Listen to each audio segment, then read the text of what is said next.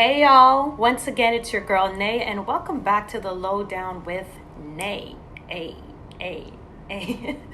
Anyways, today's the 5th episode, so I feel like I should dedicate this episode to the 5 relationships that one should avoid.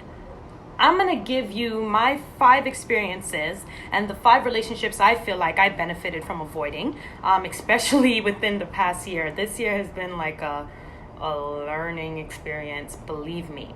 So 5 relationships that we should avoid. Stay tuned.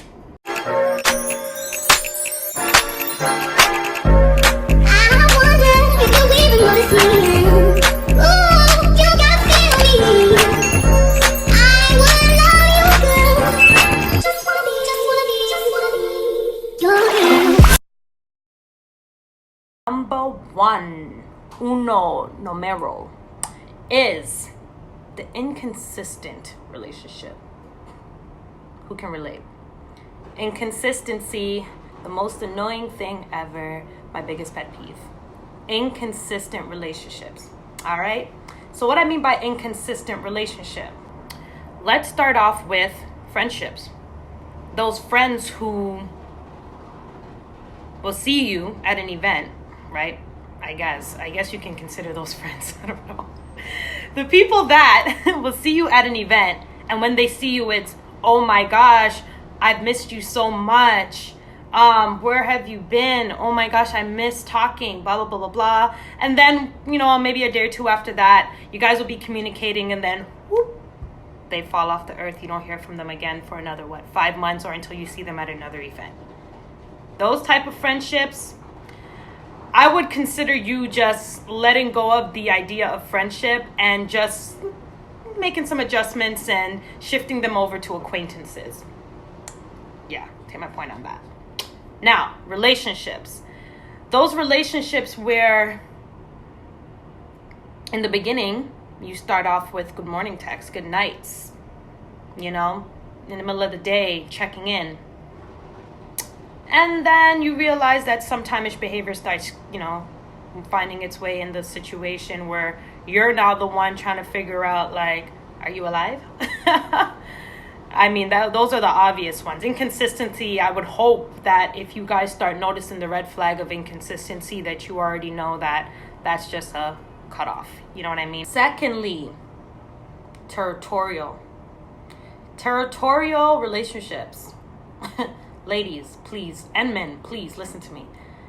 Yes, I used to be one of those individuals who find a man who claims me and I'm his. Of course it's attractive, but there's a difference between claiming somebody and being territorial. Territorial behavior is somebody who literally wants to occupy 110% of your time. Somebody who literally needs to scan each and every person that enters your life. Somebody who can't allow you or feels very uncomfortable allowing you to be anywhere without them. Somebody or a friend who doesn't want you having other friends outside of the circle that you both share mutually. That is a huge red flag. Don't mix up caring for you with being territorial. Look for those territorial signs. Make sure you have your own form of independence in your relationship. Okay? So territorial individuals. Right off. Third, using the excuse of comfort and history as a reason to why you remain in a friendship, relationship, work relationship that you've already outgrown. Do not allow history to be the reason why you remain in a situation that is not helping you, that is draining you, okay? You need to put yourself first. The reason why that situation is probably draining you is because the other party is putting their needs first. The other party is probably already doing what you need to be doing, which is why you find yourself giving so much and not really receiving, which is why you feel so tired and why you feel so drained. Understand that there can be somebody that enters your life, and you probably heard this before, because I've definitely have.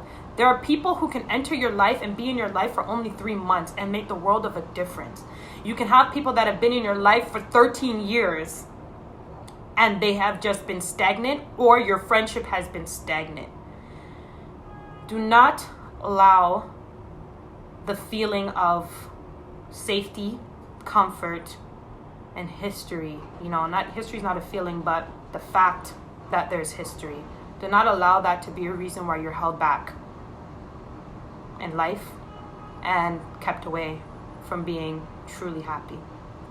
So those relationships that you find that you're still a part of because of comfort, please have faith in yourself. Please know that many a times the grass is greener, and that we're not supposed to be living our daily lives drained because of those who we allow to receive our energy. So those type of relationships, write off. Okay, so fourth,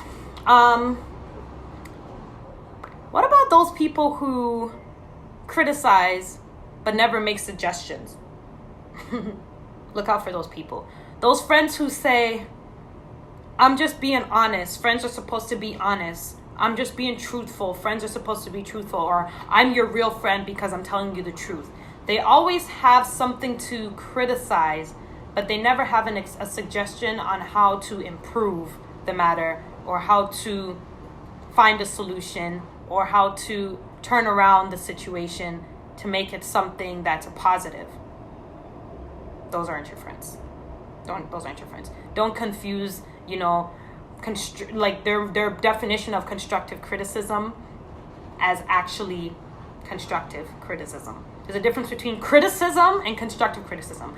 Constructive criticism is making your point on something, giving your opinion, but then also after the criticism, you are also offering a solution or a possible solution. Criticism by itself is not just keeping it real. Let me tell you something. Sometimes your enemies are closer than you think. And a lot of us walk around with friends who actually deep down envy us. Why they stay around? Their own personal vendettas. But just be careful of those that want to stay close for the wrong reasons. Those type of friendships, right off.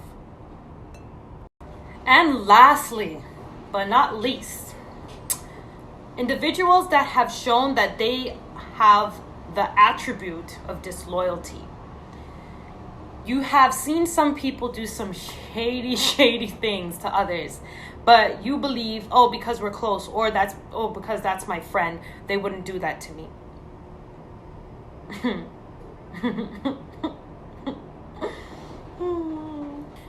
Now you know that's a lie, right?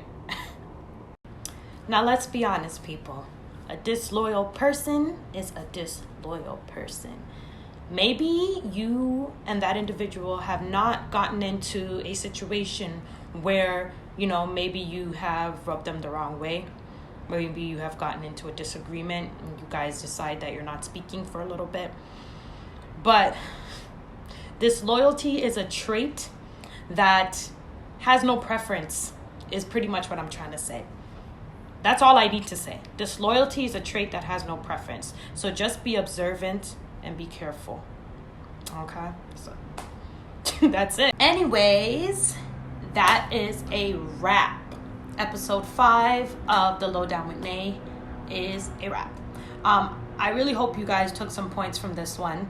I mean, it's important. It is important as we are building relationships and we talk about self-care and self-love that we literally pay attention to the type of relationships we have and the type of relationships we're surrounded by or even influenced by and impact, the ones that have impact on our lives. And we need to make sure that they're healthy 100%.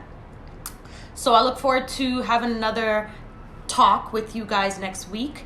For those who follow my Instagram and for those who don't, please follow right now, _sisterceo_. I have an event that is coming up on October 27th. It's called Is It You or Is It Us? It's a relationship and advice event, and it is going to be just a good time. And I'm not even exaggerating.